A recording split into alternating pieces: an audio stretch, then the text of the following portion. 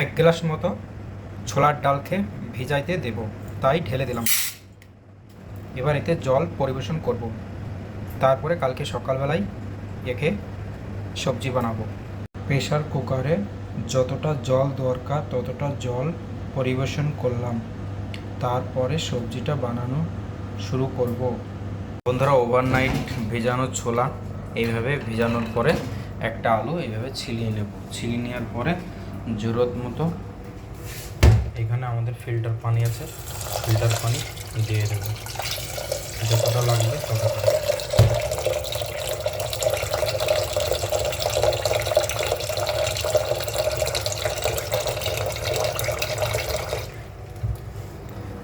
আলু কাটে দিয়ে দেব। আলু কাটা হয়ে গেছে, একটা সিদ্ধ করার জন্য তেজপাতা দিয়ে দেব। আলু কাটাগুলো এই ডালে ফেলে দেব।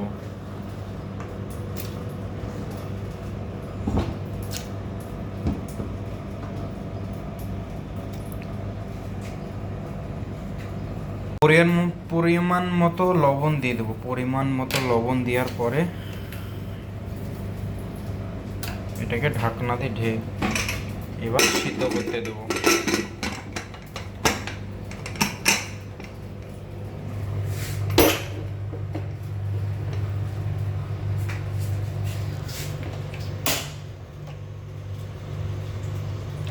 এবার এটা 5 মিনিট সিদ্ধ করতে দেবো।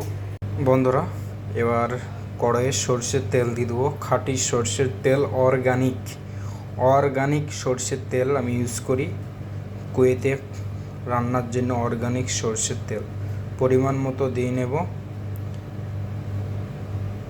বাস এতটা হলেই হবে, কারণ আমি একলা রান্না করি তো। এবার দিয়ে দেব এর 5 ফোড়ন। 5 ফোড়নে কী আছে? গরম মশলা আছে, জিরি আছে, কালো জিরি আছে, মেথি আছে, একটা কাঠ মশলা আছে, একটা শুকনো লঙ্কা আছে। এটা হলো আমার একদম দেশি জোগাড়, যেটা বলে 5 মশলা। এটা আস্তে আস্তে দিয়ে দেবো। তেল গরম হয়ে গিয়েছে, তার জন্য ফেনা উঠছে, ঠিক আছে? ফর্ম ওঠার মিনস হলো তেল গরম হয়ে গেছে। আস্তে আস্তে দিয়ে নেব। রিয়া হয়ে গেলেই এটা হালকা যেন সুগন্ধ উঠে আসে, তার জন্য রেখে দেবো। যেমনই একটু গন্ধ বেরোবে তখনই এটা আমি আমাদের পেঁয়াজ কাটা যেটা আছে সেটা দিয়ে নেব।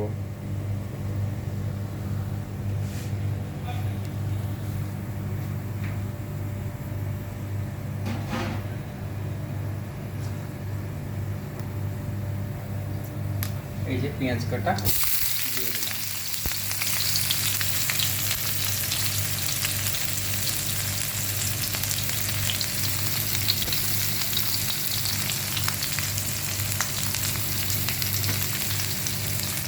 এবার এটাকে লাল করে ভেজে নেব। এরকম পেঁয়াজটা এরকমভাবে লাল হয়ে যাওয়ার পরেই যে আদা রসুনের যে পেস্টটা আমরা বানাইছিলাম, এই পেস্টটাকে হালকা হাতে ভেজে নিতে হবে।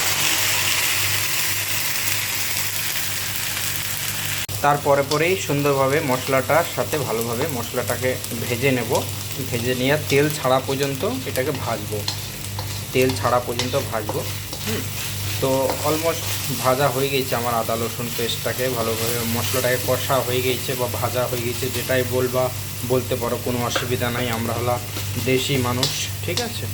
তো এইটা করার পরে এই যে টমেটোর কুচিটা আমি করেছি, পরিমাণ মতো যতটা লাগে আমি করে নিয়েছি। টমেটোর কি দাম বাবা! ইন্ডিয়ার 700 টাকা কেজি টমেটো কুয়েতে।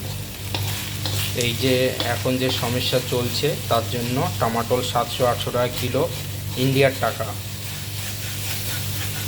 তাও তরকারিতে টেস্টের জন্য তো দিতেই হবে, তাই না? পয়সা দেখলে কি হবে? নিজে পেটে খাচ্ছি, পয়সা দেখলে হবে না। যেটা লাগবে বেশি না হলেও অল্প ইউজ করতে হবে।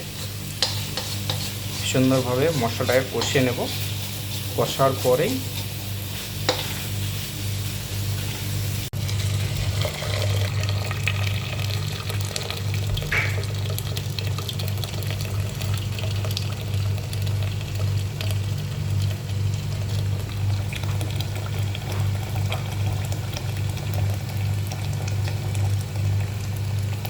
ভাতে গরম পানি ইউজ করছি।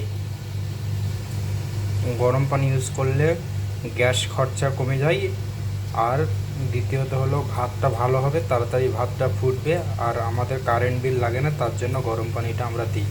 বিরিয়ানি চাল ফুটছে।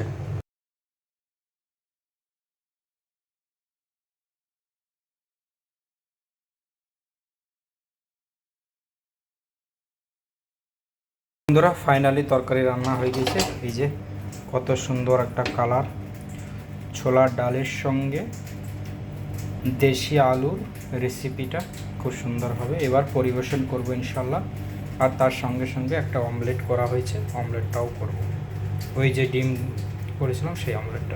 ফাইনালি সেই মেহনত, সেই কষ্ট, সেই পরিবেশন করার জন্য সেই কষ্টভাবে তৈরি করা হয়ে গেল।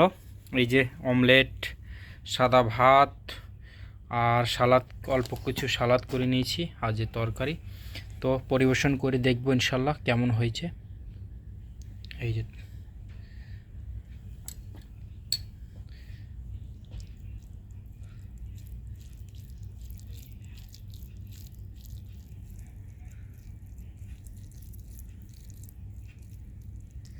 তো চলো টেস্ট করি বন্ধুরা। বিসমিল্লাহির রহমানির রহিম।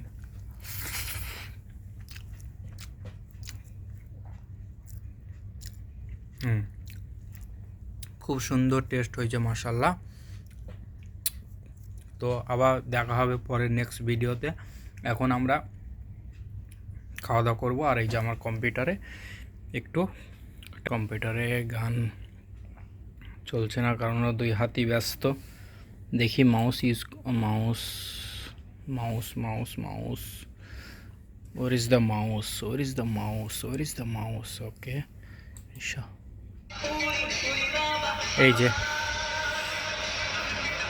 ওই যে আমার কিবোর্ড আমার বালিশের উপরে কিবোর্ড আছে, আর এই যে আমার মাউস। তো এই পর্যন্তই ভিডিওটা।